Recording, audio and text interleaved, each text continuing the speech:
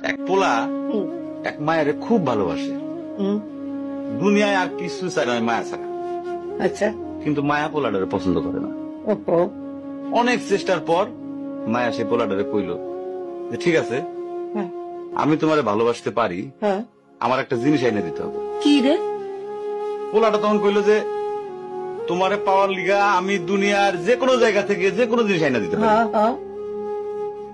মায়েরা তখন কইল তুমি তোমার মায়ের কইলজাটা আমার আইনা দাও। মনে হয় না?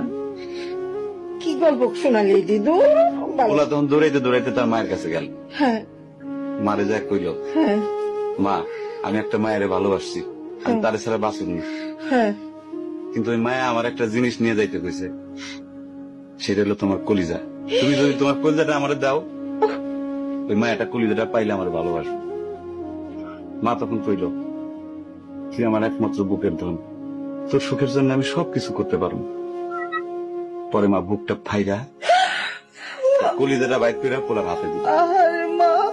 পোলাটা কলিজাটা হাতে পাইয়া যে কি খুশি, মা দৌড়াইতেছে দৌড়াইতেছে দৌড়াইতেছে, দৌড়াইতে দৌড়াইতে হঠাৎ রাস্তার মধ্যে উষ্টা খাইয়া পড়ে গেছে। হাতের কলিজাটা হাতের থেকে ছুইটা রাস্তার মধ্যে পড়ছে। তখন মায়ের কলিজাটা কইতেছে ব্যথা পাইছো বাজান? কেন?